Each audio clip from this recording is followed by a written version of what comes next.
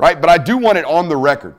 As the national media is going out with their love for Alabama, again, understand something that the national media is loving on an Alabama recipe for success that they hated Georgia for back in 2019. For years, the national media told me, Georgia can't win that way. I don't care how many great offensive linemen they have. If they don't change the quarterback play, if they don't have transcendent quarterback play, or transcendent, they don't have transcendent quarterback play, they won't win. They don't have the ability to throw it more than 30 times a game, they won't win.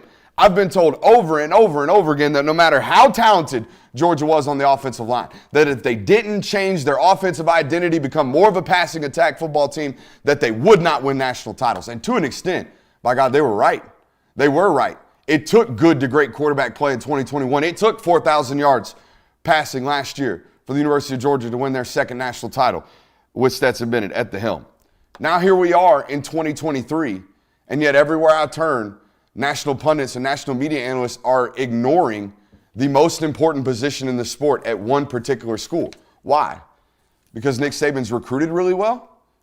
Kirby Smart recruited really well. He did, and it failed. The recipe for success of bully ball failed for a long time. Despite the fact that we have zero answers at the quarterback position entering the 2023 season, and by the way, it's been a little bit worse at Alabama than I think some people are kind of leading on.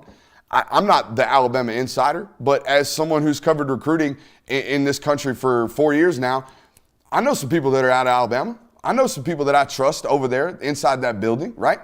And from my understanding, they don't have an answer for a reason. Okay, the way they go about deciding this at a lot of schools is they obviously, go through practice and they evaluate practice and evaluate the performance of all the quarterbacks, and then they look at film and they do all that good stuff. But the only way to really assimilate game time decision making is to put some pressure on these quarterbacks in a meeting room and make them decide rapidly, hey, this happens, what do you do? No time to think, tell me your answer right now. And when they did this little experiment recently at the University of Alabama, Jalen Milroe, not great, Bob.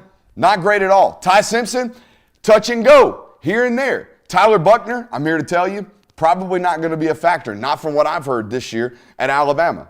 Okay, you know who did the best in this rapid-fire scenario-based testing?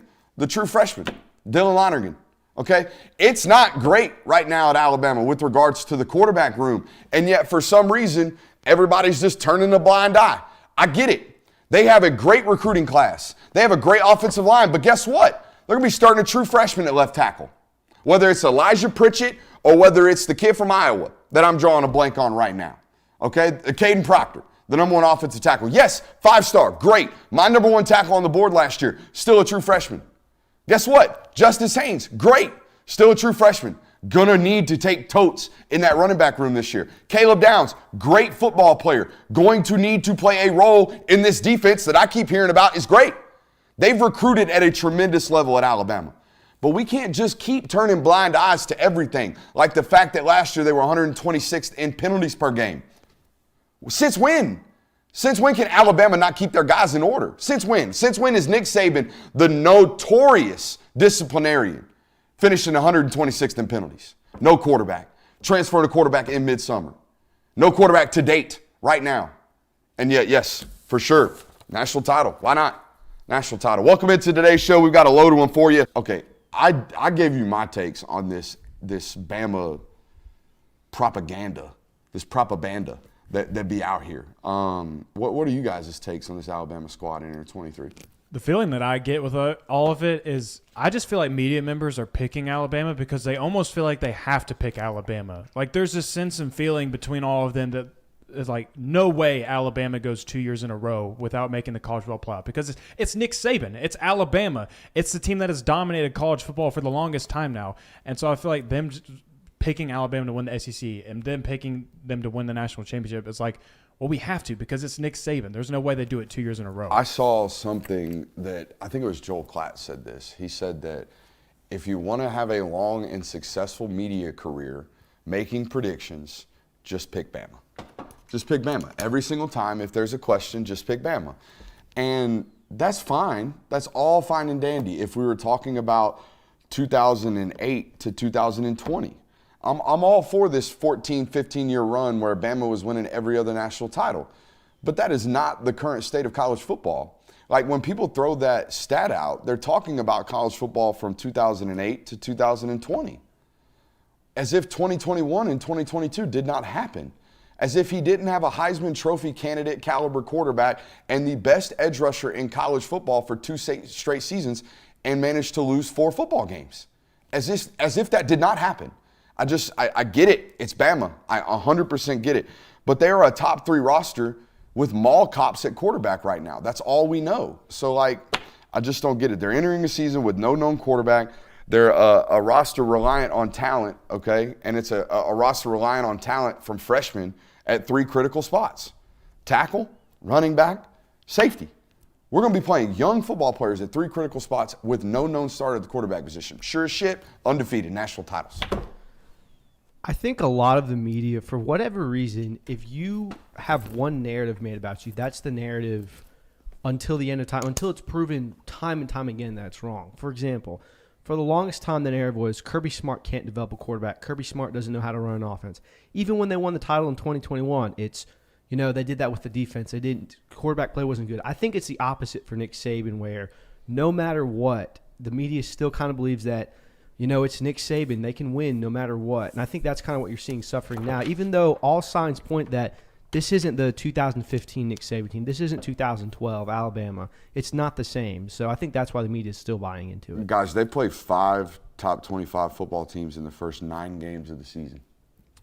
Now, a lot of people will look at that and they'll say, well, they get some of those teams at home. Okay? You got Texas week 2.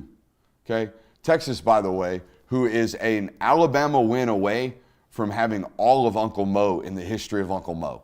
If Texas beats Alabama on the road, you're going to see a Quinn Ewers, Johnny Football type of hype. It's going to look and sound and feel like that.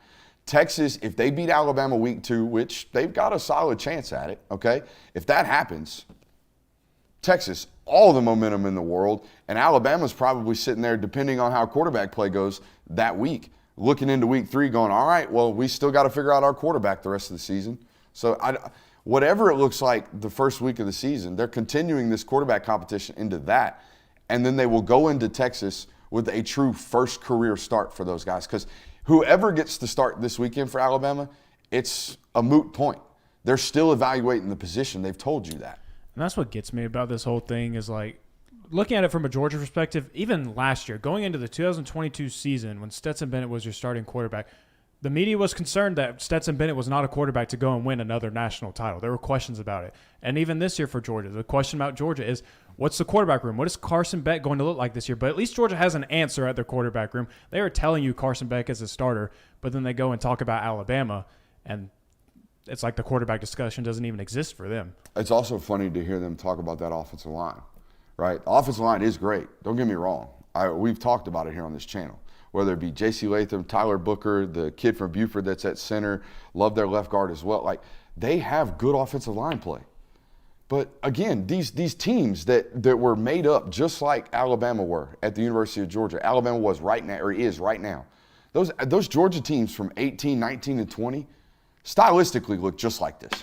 Look just like this. Okay, you're telling me this Alabama offensive line that we think so great this year is going to be incrementally better than Isaiah Wilson, Ben Cleveland, Trey Hill, Saul McKinley, Andrew Thomas. Those are 5 NFL football players if one of them doesn't get hooked on drugs and rap music. Those are 5 NFL football players, all right? Really solid ones too. And when quarterback play deteriorated, guess what? They were stuffed in a phone booth and couldn't move the football. All right, so I just don't understand why we watched that happen in college football just 2 or 3 years ago to a really predominant, highly touted and highly talented football team. And then we flash forward 4 years later and we just ignore it. Let me ask you something right now, chat, people in the studio right now, producers. If I walked into Nick Saban's office right now today and I said, hey, bud, you get Jake Fromm this year.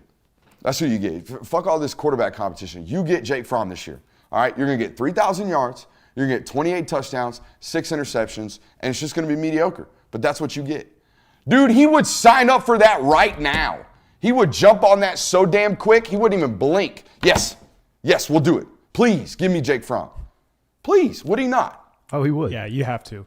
The idea of Nick Saban begging for Jake Fromm is crazy, though. But I think another, to play devil's advocate, everyone criticizes those Georgia teams for how they play. Those Georgia teams were in the SEC title. They were relatively fringe playoff teams. They're one Bama win away. I guess if you're looking at it from that perspective, Alabama can still very well have terrible quarterback play and win the West. And at that point, it's Nick Saban. He's always coaches well in those big games. So I guess that's where maybe it's coming from, where it's the quarterback play. You're going to get there in spite of the quarterback play, and then Nick Saban's going to give you that edge. But again, I don't know how much of an edge he's going to give you. Yeah, I mean, we're just not going to be able to show up in January and just be like, all right, we're bigger and better than y'all. So here we go. 45 carries, Derrick Henry. Like, it's not what football is nowadays. It's not what it has turned into. It's not what it looks like now. Can they do it? Maybe they can go 15 games of just being bigger, badder, better than everybody else in college football. But I've got a feeling that that's not how this works, okay? If Illinois can stick Michigan's butt in a phone booth, why can't LSU do it to Alabama this year? Why can't one of these SEC programs do it to Bama this year? Okay, where their quarterbacks actually got to go make a play. I mean, it's so funny because, like, Bama fans will watch this and be like, Brooks is such a homer. Listen to this Georgia guy shit all over Alabama. Guys, go back and listen to my takes about Georgia's 2020 football team. Go listen to how much I shit on that appearance they had at Kentucky and Lexington when they scored 14 points 2 weeks before, the week before a bye week, and then going to Jacksonville to play a Florida team that was averaging 45 points. Go listen to the analysis. You know what the analysis was? You cannot beat Kentucky and play Kentucky the way that will not beat Florida.